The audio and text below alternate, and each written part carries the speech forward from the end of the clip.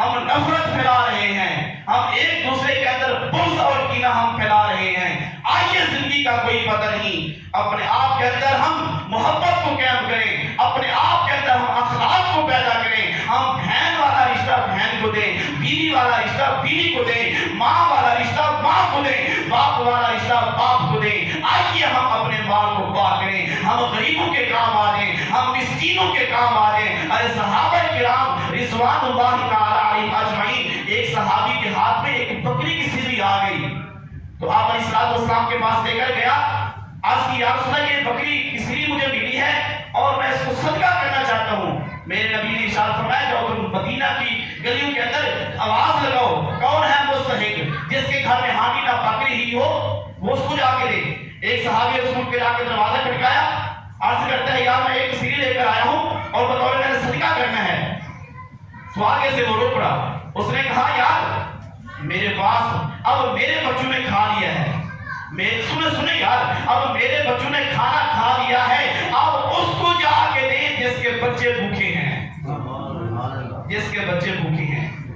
ہمارے بچے پیٹ بھر کر بھی کھا رہے ہیں، پھر ہم نے راشن اتنا جمع کیا ہوا ہے، لیکن یہ بھی ہے اگر ساتھ ہمسائے کا گھر ہے، اگر آپ اپنی ہانی کا تڑکا لگا رہے ہیں، ہمسائے کے گھر میں کچھ نہیں ہے اور یہ آپ کا یہ ضمیر گوارا نہیں دیتا کہ آپ اس کو تڑکے کی اور اس کی سمیل اور اس کی خوشبو ہمسائے کے گھر میں جائے، کہیں ایسا نہ ہو کہ اس کا دل نہ دکھ جائے۔ یار ہم غریبوں کے کام آئیں، ہم مسکینوں کے کام آئیں، ہم بیوہ عورتوں کے کام آ جائیں،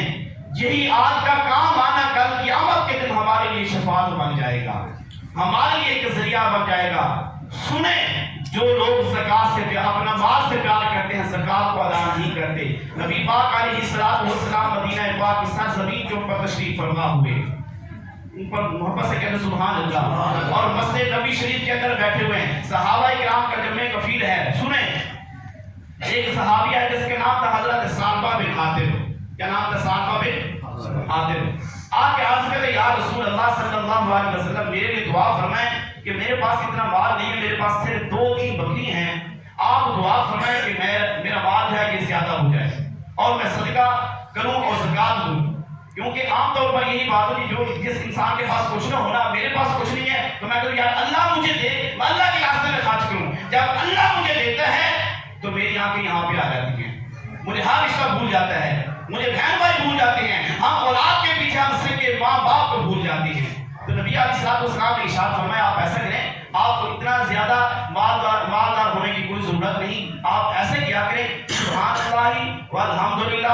ولا الہ الا اللہ واللہ اکبر ولا حول ولا قوت الا باللہ العلی العظیم پڑھا کریں، سب یہ آپ کا صدقہ ہو گیا، آپ کی زکوٰۃ ہو گئی۔ آپ اس کا یہ نہیں مطلب کہ ہم کہیں کہ ہمارے پاس مال بھی ہے آپ کسی کو ہمیں کرتے رہیں، کسی کا،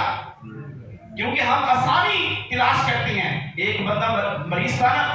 تو مریض کی عادت کے لیے کچھ بندے چلے گئے، سمجھو، تو کسی نے کہا یار اس کو فلاں ڈاکٹر کے پاس لے جاؤ، وہ مریض سنتا رہا، تو کسی نے کہا اس کو فلاں حکیم کے پاس لے جاؤ، وہ مریض سنتا رہا، وہ کسی نے کہا اس کو فلاں میڈیسن دو، وہ مریض سنتا رہا، اور انہیں کی عادت میں سے ایک بندہ بولا کہ یار اس مریض کو حلوہ بھی کھلا دو، اس کو تم مریض آگے سے خوش ہو کے بولتے ہیں یار اس کی بھی سن لو یہ کیا کہہ رہا ہے، یہ کیا کہہ رہا ہے۔ ہم آسانی تلاش کرتے ہیں۔ نبی علیہ السلام نے ارشاد فرمایا آپ کو مالدار ہونے کی کوئی ضرورت نہیں، تو پھر بھی وہ ضد کر گیا، اس نے کہا رسول آپ میرے لیے دعا فرمائیں۔ آپ علیہ السلام اپنے ید اللہ والے ہاتھ اٹھائے، ید اللہ فوق ایدیہم، اپنے ید اللہ والے، اب نبی دعا فرمائے اللہ سے تو اللہ دعا رد کر دے، ید اللہ والے ہاتھ اٹھائے، فرمایا جاؤ ثعلبہ چلے جاؤ اللہ آپ کو زیادہ دے گا۔ 2 بکریاں تھیں، نبی علیہ السلام کی دعا کی برکت سے سلسلہ چلتا اس کے پاس 100 بکری آ گئی، سلسلہ چلتا پھر 200 بکری آ گئی، توجہ مسئلہ ضائع نہیں کرنا، چلتا 500 بکری آ گئی۔ آپ علیہ السلام نے حکم دیا جاؤ اس کی 3 کا بھر دیا کہ یا رسول اللہ جاؤ ثعلبہ کے پاس زکوٰۃ لے کر آؤ۔ بھاگے صحابہ کرام رضوان اللہ علیہم اجمعین صحابہ کے پاس چلے گئے، تو انہوں نے کہا آپ علیہ السلام نے بھیجا ہے جلدی کرو، اب زکات کو اللہ کے راستے میں خرچ کرو۔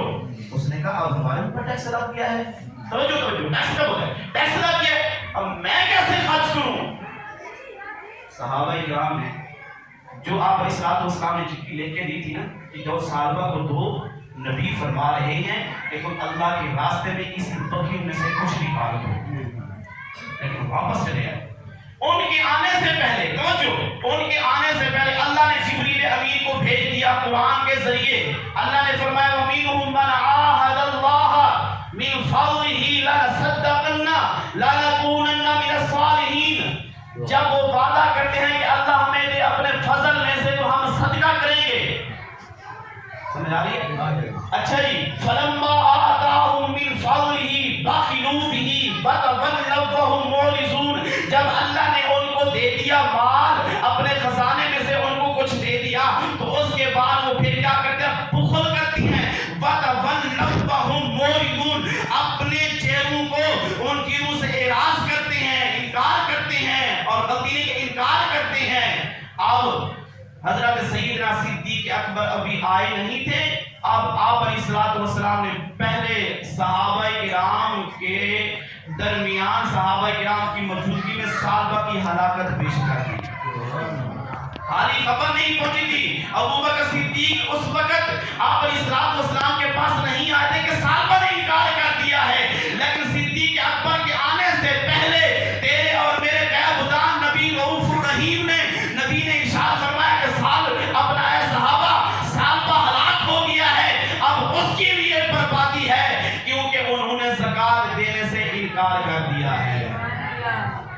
اتنا اس کو اللہ نے بکریاں دی مدینہ کی سرزمین میں، حتیٰ کہ وہ باہر چلا گیا،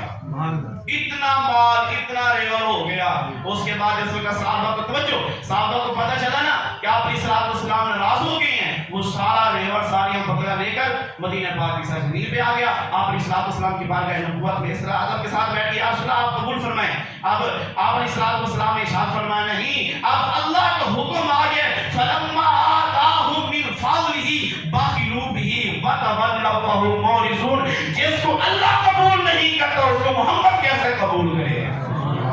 اب جاؤ، تمہارا مال اللہ کی بارگاہ میں قابل قبول نہیں ہے، اب آپ نے انکار کر دیا ہے، اب انکار ہونے کے تحت اب برباد ہو گئے، آپ کے لیے تباہی ہے، آپ کا ریور اللہ کی بارگاہ میں قابل قبول